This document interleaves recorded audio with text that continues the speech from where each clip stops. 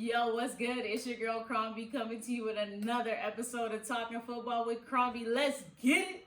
I wanted to start the week off with something that's really important, and it's the top offense and the top defense. So let's start off with the offense. Who's really been lighting it up? And I'm not just talking about on the scoreboard. I'm talking about total offense, and that's most yards per game. And what's really interesting about the top three teams in this category is that they all have the exact same yards per game, and they're literally separated by inches. Let's get into it. So we have the Colts, the Cardinals, and the Chiefs. So when you think about offense, automatically the Kansas City Chiefs come to mind. And when you think about the Chiefs, Patrick Mahomes immediately comes to mind. He's been great this season with 27 touchdowns and only 2 interceptions, and both interceptions coming in games versus the Raiders. Now the Cardinals, on the other hand, they've been electrified by Kyler Murray, and he's been a jolt of energy to this Cardinals team. When I was thinking about the total offense, I can tell you the Colts were not at the top of my list, but they absolutely are the top total offense in the league. And they're getting this done on the ground and through the air, and it's because of Phillip Rivers. He's really making a difference for this team. It's looking really good for what Phillip Rivers has been able to do for the Colts, but also because he's got a great defense. And what a good segue into defense. When I think about defenses, I automatically think, Chicago Bears, Baltimore Ravens, Rams. Absolutely. The Rams are the number one total defense, and this defense, they don't give it up. And I'm not just talking about points. They're not giving up yards, period. And then another team that's not giving it up, those Colts that we were talking about, they actually rank top 2 in offense and defense. And the third team with the top total defense, none other than the New Orleans Saints. And a lot of people may be surprised by this because they've quietly been keeping teams out of ball games. And I think they had their coming out party against Tampa Bay where they completely shut them out. But I still don't think they're getting enough credit. Now, what we'll see next is picks of the week. Let's jump into my picks this week. And let's start off with the Las Vegas Raiders at the Atlanta Falcons. I'm actually really interested in this game because Matt Ryan has played much better as of late. It's almost like he's been rejuvenated, but he's also had his weapons at his disposal. He will not have Todd Gurley this week. He is out with a knee injury. So it'll be interesting to see what the Falcons are able to put together against the Raiders. The Raiders last week took a tough loss to the Chiefs, who they beat earlier in the season. So I know that they're really hungry for a win, and quite frankly, they need one. Personally, I'm going with the Raiders here. I think that they have more to lose if they don't win this game, but I do think that this Atlanta team is better than their records show. Yes, they are better than the 3-7 that the record says. They've been playing tough for their interim head coach and Raheem Morris, and I just expect more of it, but I think the Raiders, they get over the hump this week. Arizona at New England, really interesting matchup between Kyler Murray and Cam Newton, 2 offensive rookie of the years. That's pretty cool. But what's also interesting to note is both of these quarterbacks are known to run, and it'll be interesting to see which defense is going to be able to contain which quarterback. We know Kyler Murray is only 5'10", and Cam Newton 6'5". If there's a quarterback I'd rather tackle, give me Kyler Murray for 500, Alex. Shout out to Alex Trebek, as a matter of fact. In this matchup, give me the Arizona Cardinals. Just like a lot of other teams right now, they've got more to lose. New England, I don't think that they really believe that this is a year that they should be in the playoffs. At least they haven't played like it, so I can't see them winning here. Give me the Cards. Los Angeles Chargers at Buffalo Bills. Man, you guys know I love this Chargers team. I really like Justin Herbert. But the Buffalo Bills, they have a lot on the line right here. They need to be able to win the AFC East. There's teams like the Miami Dolphins that are looking to get the division title. It's actually on the line. The Patriots are not the clear-cut division winner. with the way that Josh Allen has been playing as of late and the way that he's utilizing Stephon Diggs and the resurgence of John Brown into the lineup really helps free up what Allen can do on the field. Give me the Buffalo Bills. Give me their defense that's coming back into the mix and playing better. I want them today. Give me the Bills. New York Giants at Cincinnati Bengals. One of the most unfortunate things that happens in football happened last week with Joe Burrow, and we know that his season is now over. He did end up tearing his ACL. Definitely going to be interesting to see how he bounces back off a stellar beginning of his rookie season, and I'm excited to see him back again next year in the AFC North. But in this matchup against the Giants, I think a lot of people have been sleeping on the Giants all year long. Initially, I didn't think this team looked good, but after looking at the stats on paper and giving them that eyeball test and really looking at what this team could do, they're playing a lot tougher than their record, just like the Atlanta Falcons. And I do think that the Giants are going to be able to find a way to get a win in this matchup. They actually have a chance to win their division. The NFC East is that bad. Yes, literally 4 wins right now could get you the top of the division. I think the Giants, they're going to go for it. Joe Judge has this team playing tough. The wins haven't showed up yet, but I think they'll get a win this week. Give me the Giants in Cincinnati.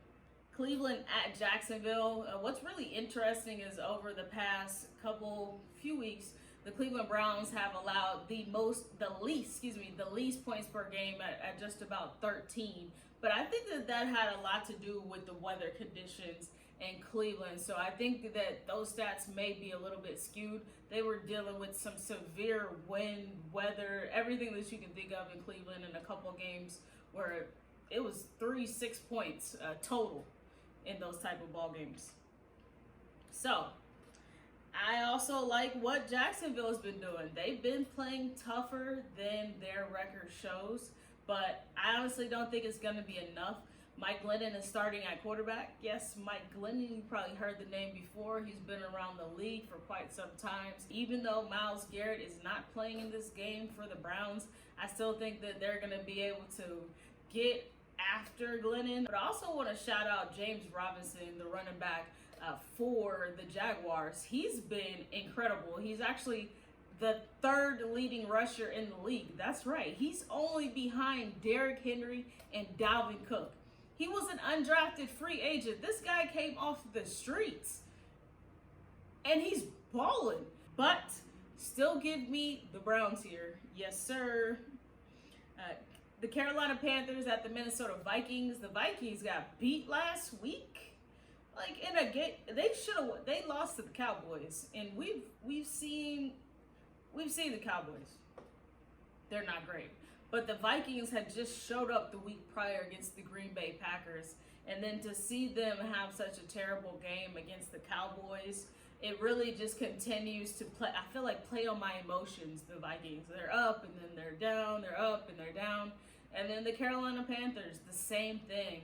You see a lot of great things. They have a wide receiver and DJ Moore that is probably going to be with the likes of Jordy Nelson and Mike Wallace for 1,255 plus reception yards on only 70 catches. Like, this is a big deal. Teddy Bridgewater has been very efficient, but he's coming off an injury. He didn't play last week. PJ Walker played, and this team fought, and they fought hard. And this week, I think they have their hands full with this Minnesota Vikings team that should be very upset after that loss. And I'm actually taking the Vikings here. I do like Matt Rule. I like the Carolina Panthers. I like everything that they stand for. I don't think this is the year. And that's why I'm taking the Vikings. I don't think it's their year either, but give me the Minnesota Vikings. Give me Mike Zimmer. Give me that defense that hasn't been great.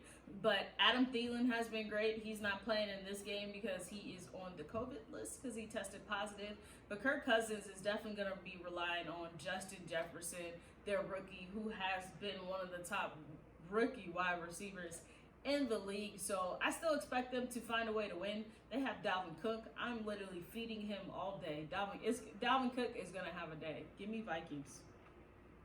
Miami at the New York Jets. Woo! AFC East, this division, man, is killing me. The Bills right now are looking like they should keep the division title this year. They should be able to keep their hands on where they're at right now.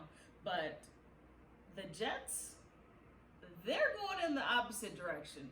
They have 0 wins on the season. Like, they don't have one single win. And I don't think this is the week that they get it. The Miami Dolphins did bench Tua last week because he wasn't having a great day and put Fitzpatrick in. And I believe Fitzpatrick may be starting this week. Either way, this Miami defense has been playing good enough to be able to beat the Jets. Jets are starting Joe Flacco. Joe Flacco was the Ravens quarterback. He hasn't been good since he won a Super Bowl. Let's just be honest. Joe Flacco is not elite. I said it. I said Joe Flacco's not elite. He's not. I'm sorry. Give me the Miami Dolphins here. Give me everything that they're selling over there in Miami. I still don't think it's their year, but I think that they'll definitely give some teams some fits with that defense. New Orleans Saints at Denver. This was one of the games that I considered as a top game of the week, but it didn't make the mark only because Drew Brees isn't playing. We know that Taysom Hill right now is filling in that spot for Drew, and I just don't think this is one of the games that matters. The New Orleans Saints have put themselves in a position for a playoff spot. I think that we know that. I think it's definitely going to happen, and especially if Taysom Hill can do what he did last week, which is be efficient. Don't give the ball to the defense, and take what the defense gives you. But I'm taking everything that the Saints are selling. Give me all of that. Give me the Saints. And then closing out the week, we have the Seattle Seahawks at Philadelphia. Man, Carson Wentz right now is leading the league in interceptions and fumbles, and it's tough to look at this Eagles team, and even with them coming back to full strength and getting offensive weapons back, with getting defensive weapons back, it's just not looking good, because if your quarterback is turning the ball at the rate that Carson Wentz is, there's no way that you can keep yourself in football games. And I think that's one of the toughest things that Philadelphia fans are probably dealing with, is that Carson Wentz will live and die on every play. And you got to know sometimes when to throw the ball away. There will be another play. There will be another down. And I don't think he's done that yet. So when I think about the Seattle and Philadelphia game, I'm really concerned because Seattle's defense, they've gotten a little bit better. Just a little bit. This team is still susceptible to big plays. Let's not forget that they were on a pace to break their franchise record for most passing yards allowed. You can still throw on this defense. And we know the Eagles, they'll push the ball downfield. The question is always, will his offensive line allow him to do so? I don't think that happens. Give me Russell Wilson. Give me DJ Metcalf. Give me that defense. And give me Pete Carroll, because he is the heart and soul of that team. They fight for him every single game. Even in times when you think the Seattle Seahawks are out of it, they find a way to stay in the game. Not a team that you let linger. Give me the Seahawks. Now, we're transitioning a little bit different because we're going into top games of the week. My top game to watch this week is the Tennessee Titans at the Indianapolis Colts. Now, these two teams have already played each other this season, and the Colts came out with the win. But this time, the division is on the line because the winner of the game would either stay in the lead or take the lead. And I'm all in on the Colts. I just said it. I like what the Colts have been putting on the field. I know Phillip Rivers has been a turnover machine in the past, but what we have seen as of late is what we've always wanted from Phillip Rivers, for him to just be efficient, for him to take what they're giving him, what the defense is giving him. And he's doing it. The Tennessee Titans have also done a really great job of using Ryan Tannehill and the weapons that he has to their advantage. And that's using A.J. Brown, that's using Corey Davis, and of course, Derrick Henry, the #1 rusher in football right now. And there's never a question in my mind when Derrick Henry gets on the field that he puts a little bit of fear in DB's heart. Nobody wants to see Derrick Henry coming downhill at them. Let's be honest. But this game is most exciting because both of these teams need to win because the AFC is stacked. We've been talking about it. But which one of these teams comes out on top is really the question here. And I think it's going to be the Indianapolis Colts. That's right. I said it. I'm all in. I know DeForest Buckner is not playing, and I don't care. Give me the Colts. Another great game to watch this week is the San Francisco 49ers against the Los Angeles Rams. Woof. The NFC, this division in specific, the NFC West it's been tough, but the San Francisco 49ers, they played tougher, and they've dealt with some of the worst injuries that a team can deal with this season. But Kyle Shanahan still has this team playing, and they have an opportunity in a lot of the ball games to win. And sometimes you just don't. But this Los Angeles Rams team, woof, woof, woof. Yes, woof. This defense is number one in total defense. They are getting the job done, and they're playing lights out. Ultimately, I'm taking Sean McVay just because he has more weapons. His defense is healthy. Aaron Donald is available. Aaron Donald had 0 tackles last week. Aaron Donald will have sacks this week. And that's why I'm taking the Rams against the 49ers. As much as I like the 49ers and what Kyle Shanahan, like I said, what he's been doing, it's not going to be enough. And plus, the Rams, they need this win. But don't be surprised if San Francisco has a chance to win this game late. Don't be surprised. Kansas City Chiefs versus the Tampa Bay Bucks. Patrick Mahomes, the 27 touchdowns to only 2 interceptions, Patrick Mahomes, versus Tom Brady, who's been there, done that, got the ring to prove it. This is an excellent matchup. You get to see the latest Super Bowl MVP versus a multi-winner of the Super Bowl MVP in Tom Brady. I'm actually really excited to see if the Chiefs defense is going to be able to pick up the funk that they've had of late. They haven't really done a good job of stopping opposing QBs and even let Derek Carr have his way a lot of the game in the last week.